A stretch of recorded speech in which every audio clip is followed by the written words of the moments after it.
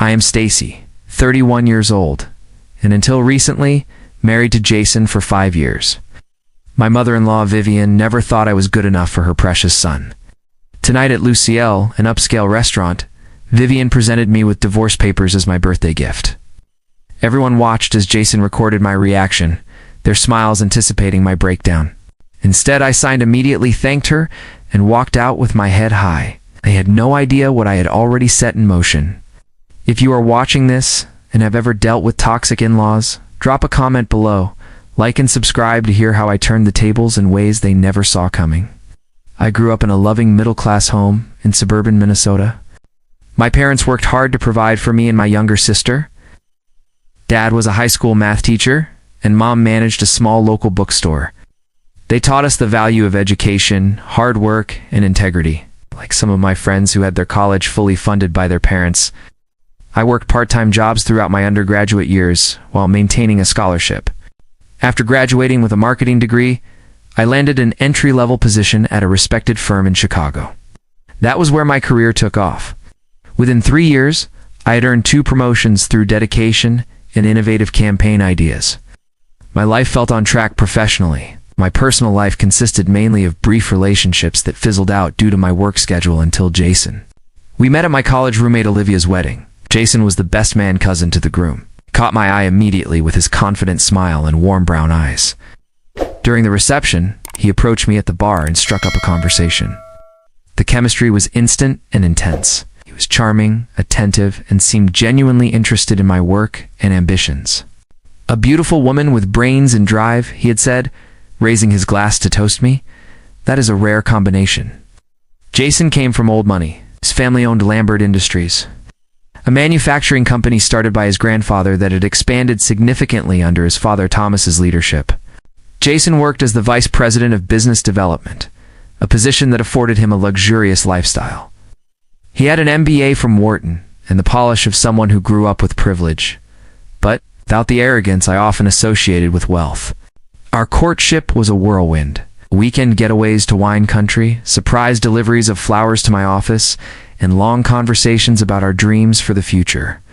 Within 6 months, he proposed during a private dinner cruise on Lake Michigan, said yes without hesitation, believing I had found my partner in life. The first warning sign appeared when I met his mother, Vivian Lambert. She was impeccably dressed in designer clothes, her blonde hair styled perfectly, not a strand out of place. Her smile never reached her eyes as she assessed me. "So you work in advertising, is it?" she asked, making my career sound like a hobby. "Marketing, actually," I corrected gently. "I am a senior brand manager for Apex Strategies."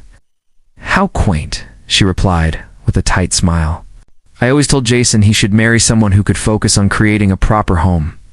Careers can be so distracting for a young wife. Jason squeezed my hand under the table but said nothing to contradict his mother. I ignored the knot forming in my stomach, telling myself she just needed time to know me better. Our wedding was a lavish affair at the Lambert estate, a sprawling garden ceremony followed by a ballroom reception. Vivian orchestrated every detail, often overriding my preferences. When I suggested pastel flowers, she insisted on deep red roses. When I wanted a small guest list, she expanded it to over 300 of her closest friends. Jason assured me it was easier to let her have her way, and in my love for him, I complied. Married life started blissfully. We moved into a luxury condo downtown, decorated with a mix of modern and traditional touches. Jason was attentive, affectionate, and supportive. But gradually, his mother's influence seeped into our daily lives. She called constantly, dropping by unannounced. If I cooked dinner, she would point out how Jason preferred his steak cooked differently. If I mentioned a work trip, she would comment, "Poor Jason, left all alone while his wife plays businesswoman." Jason, instead of defending me, often tried to smooth things over. "She's just set in her ways," he would say. "Don't take it personally." The first major crack appeared when I was offered a promotion to lead a high-profile international campaign. It required relocating to London for 6 months. I was ecstatic it was a career-defining opportunity. Jason, however, reacted coolly. "6 months away, that's a long time. It's an incredible chance, Jason," I explained. "This could position me for a director role when I return." Vivian, who happened to be at our condo that evening, interjected. A wife gallivanting overseas while her husband stays behind? How scandalous. Jason needs a partner at home, not someone chasing corporate dreams. Jason looked torn, but finally said, maybe it's not the right time for you to take this. Heartbroken, I turned down the promotion, convincing myself that sacrifice was part of marriage. But resentment began to simmer. As years passed, Vivian's subtle digs turned into outright hostility. At family gatherings, she would toast to the women who dedicate themselves fully to family, her eyes lingering on me pointedly. She would accidentally forget to include me in family photos, once even cropping me out of a framed picture displayed in their home. Jason brushed off my concerns. She's old-fashioned, Stacy. You're imagining slights where there are none. But I wasn't imagining it. Friends noticed. Even my parents, who were always gracious, whispered after one holiday dinner, that woman does not like you, honey. The final straw came on my 31st birthday. Jason told me he was taking me to dinner at Luciel, one of the city's most exclusive restaurants. I dressed up expecting a romantic evening. Instead, when we arrived, I found his parents, his sister, and several of his friends waiting. Confused, I smiled and took my seat. Midway through dinner, Vivian stood, a glittering smile on her face. Stacy dear, since it's your birthday, I have a special gift for you. She pulled out an envelope and handed it to me. Inside were divorce papers. The room erupted in murmurs as Jason lifted his phone to record my reaction. Smile for the camera, Vivian cooed. It's not every day you get set free from a mistake. I looked at the papers calmly. My hands didn't shake. My heart, though hurt, was resolute. Instead of panicking or begging, I signed them. Sliding the envelope back, I said, thank you for making this easy. I've wanted out of this toxic family for longer than you know. Jason's phone continued recording. His face flushed, confusion and anger mixing. Vivian's smile faltered. Ryan and Catherine exchanged smug glances, clearly expecting tears or a meltdown, but there were none. I stood, lifted my chin, and added, Jason, I hope Nicole enjoys being the next project for your mother. Vivian, congratulations on your victory. I hope it was worth it. Walking out of Luciel, I felt the eyes of every diner following me, but instead of shame, there was liberation. I had already prepared for this moment months earlier. I had secretly met with a top divorce attorney, Patricia Goldman, who had helped me gather evidence of financial mismanagement and Jason's repeated infidelities. Over the next days, I carefully moved into a discreetly rented apartment. I established separate bank accounts and ensured that all communication went through Patricia.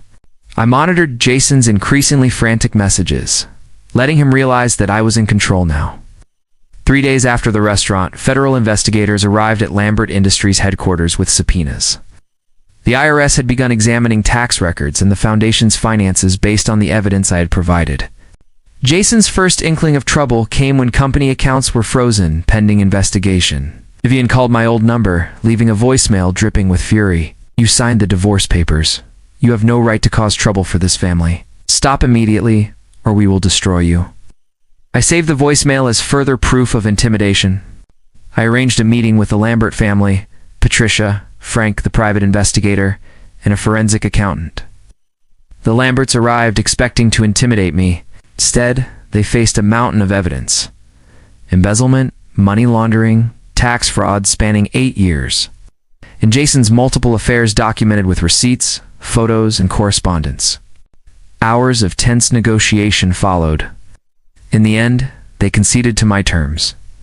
Fair division of marital assets acquired during the 5-year marriage, ownership of intellectual property I had developed for Lambert Industries, mutual non-disclosure agreements preventing disparagement. A substantial settlement reflecting my contributions and the growth I helped foster. Jason asked me alone why I was doing this. I replied calmly, it's not revenge, it's accountability. I never wanted your money. I wanted a husband who respected me and chose me over his mother's manipulation. He had no response. The real icing on the cake came months later, during Vivian's 60th birthday at the Peninsula Hotel. I arrived discreetly, knowing the schedule and guest list. During her speech, I subtly spoke to key business associates, hinting at ongoing investigations into Lambert Industries. The room grew tense as whispers spread. I approached Nicole, Jason's date for the evening, and introduced myself. I'm Stacy, Jason's wife, well, soon-to-be ex. Has he told you he is still legally married? Or that there are 3 other women? Nicole's face shifted from confusion to shock. She left immediately, leaving Vivian and Jason in visible panic. Finally, I raised my glass and addressed the entire room, a toast to Vivian Lambert, who taught me exactly what kind of marriage I did not want. Thank you for freeing me from your toxic family. Federal investigators send their regards. Happy birthday. Yes. Erupted behind me, and I walked away with my head held high. My careful preparation had paid off. Within days, Lambert Industries faced public scrutiny, stock dropped, and the foundation came under administration. Jason's attempts to contact me were ignored. 6 months later, my life had transformed completely. The divorce was finalized on terms favorable to me, providing enough capital to start my own boutique marketing firm specializing in ethical business practices. The irony was lost on me. My first clients came through connections impressed by my poise during the Lambert scandal. Linda, my former boss, joined as a partner, bringing her expertise in client relationships. I moved to a comfortable but modest condo in Wicker Park, far from the gilded cage of our Lincoln Park brownstone. The space was entirely mine, decorated according to my taste, without fear of criticism or interference. No one had keys except me. Therapy became crucial. Dr. Wilson helped me understand the patterns of emotional abuse I had endured and the subtle ways my confidence and independence had been undermined. She reminded me that standing up for myself wasn't revenge, it was reclaiming my dignity. Healing was not linear, but I learned to recognize progress in small victories. New friendships blossomed. I reconnected with old college friends, joined a hiking group, discovered a love for outdoor adventures I had never explored. I cautiously began dating again, approaching relationships with a clear sense of my boundaries. The Lambert family's legal troubles continued to unfold. Thomas faced criminal charges for tax evasion and securities fraud. Jason avoided prosecution by cooperating with authorities, but was removed from Lambert Industries. Vivian withdrew from social life entirely. Her manipulative influence was dismantled publicly. Jason attempted multiple reconciliations, flowers, emails, and even an awkward visit to my condo, but I ignored them. When he finally said, "I choose you now, Stacy. I choose you over them," I deleted the message without replying. It was too late. The most unexpected encounter came at a farmer's market 6 months after the divorce. I literally bumped carts with Vivian Lambert. Gone were the designer clothes and perfect makeup. She looked older and tired in simple slacks and a sweater, with hair showing gray roots. For a moment, we simply stared at each other. I expected anger, accusations, or threats. Instead, there was uncertainty. "Stacy," she said finally, her voice lacking its usual imperious tone. "Vivian," I replied calmly. "You look well." "Thank you, I am." An uncomfortable silence stretched between us, punctuated by the normal bustle of the market. "You destroyed our family," she said finally. But her words were tinged with despair, not venom. "No, Vivian," I said. "Your family was destroying itself long before I came along. The dishonesty, manipulation, and sense that rules didn't apply to you, I simply refused to be another casualty." She flinched slightly. "Thomas may go to prison." "I'm sorry about that," I said genuinely, "but those were his choices, not mine. Jason is gone. Barely speaks to me now. Perhaps that's for the best." She looked sharply at me. "You never loved him, did you? It was all about money and position." I shook my head. I loved Jason deeply. It was never about money. It was about respect, partnership, and truth, things your family never understood. Without waiting for a response, I nodded goodbye and continued shopping. I felt her eyes on my back but did not turn. That chapter of my life was finally closed. I had learned valuable lessons. Love without respect is not love. Standing up for yourself is necessary, and financial independence is freedom. Most importantly, forgiveness does not mean letting toxic people back into your life. I forgave Jason and the Lambert family, not for them, but for my own peace. Today my life is authentically mine. My success is built on my own merits. My relationships are based on mutual respect. The pain of those 5 years has faded, leaving wisdom and strength I might never have discovered otherwise. If you find yourself silenced, devalued, or controlled, remember, you have the power to rewrite your story. Your happy ending may not be what you imagined, but it can be beautiful, authentic, and yours. Thank you for listening. Share your stories of resilience in the comments. Remember, standing up for yourself is never selfish. Looking back, I see how every step, every decision, every careful move was preparing me for the freedom I now enjoy. Leaving the Lambert family's toxic influence was not just about ending a marriage. It was about reclaiming my life, my choices, and my voice. I realized that the power I had always felt slipping away was mine to take back. By standing firm, preparing meticulously, and seeking support when I needed it. I transformed a situation designed to humiliate me into an opportunity for justice and personal growth. My boutique marketing firm continues to thrive. Clients respect the integrity and ethics I bring to the table. I hire a team that shares my vision, collaboration, honesty, and accountability. Every campaign we create is a testament to the idea that success is possible without compromise. Socially, I no longer feel the pressure to conform to someone else's standards. My friendships are real, my family bonds are strengthened, and my romantic life is approached with clarity and care. I now recognize red flags early, and I refuse to let anyone diminish my worth. The Lambert family's fall from grace became a cautionary tale in Chicago's elite circles. I do not dwell on their misfortune. My focus is on growth, fulfillment, and helping others who may be trapped in manipulative situations.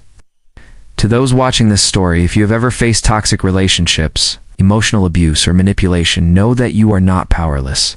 Planning, patience, and courage can help you regain control. Your story can have a strong, empowering ending, one that is authentically yours. Remember, standing up for yourself is not revenge, it's reclaiming your dignity. Forgiveness is for your peace, not theirs. Independence is your strength, not arrogance. I share my journey because I want others to see what is possible. You can emerge stronger, wiser, and free from toxicity. The happy ending may look different than you imagined, but it can be beautiful, authentic, and entirely yours. Thank you for listening to my story. If it resonated with you, please like, subscribe, and share your experiences in the comments below. Sometimes the best way to inspire change is to show others they are not alone. This is Stacy, reminding you. Sometimes the greatest revenge is simply living well on your own terms. Months after the divorce, life settled into a new rhythm. I had full control over my space, my finances, and my career. Every morning I woke up feeling a sense of ownership over my life I had never known before. No one dictated my choices. No one undermined my confidence. I could finally focus on what truly mattered to my growth, my happiness, and my ambitions. Therapy became an essential part of my routine. Dr. Wilson helped me process years of manipulation and emotional abuse. I learned to identify subtle control tactics and protect myself from them. I learned that boundaries are not selfish. They are necessary for survival and well-being. Each session reminded me that my worth was never defined by someone else's approval, not even Jason's, not even Vivian's. I rebuilt friendships that had faded under the strain of my toxic marriage. College friends, old colleagues, and even casual acquaintances reached out, offering support and encouragement. I joined local hiking groups and discovered a love for outdoor adventures. For the first time in years, I felt free to explore life on my own terms. My boutique marketing firm became more than a business. It was a statement. I specialized in ethical, transparent marketing practices, attracting clients who valued integrity over profit. The irony was clear. The people who had once judged me for ambition now sought me out for my expertise and reliability.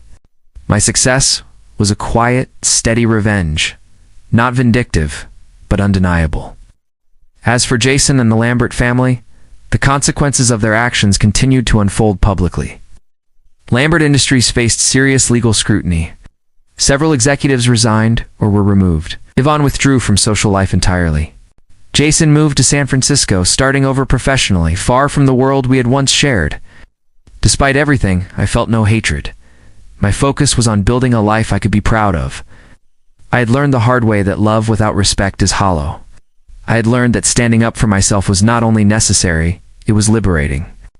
And I had learned that my voice, once silenced by fear and manipulation, could speak clearly, firmly, and without apology.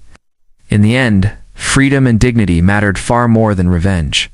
My life, my choices, and my happiness were mine fully, unapologetically, and beautifully.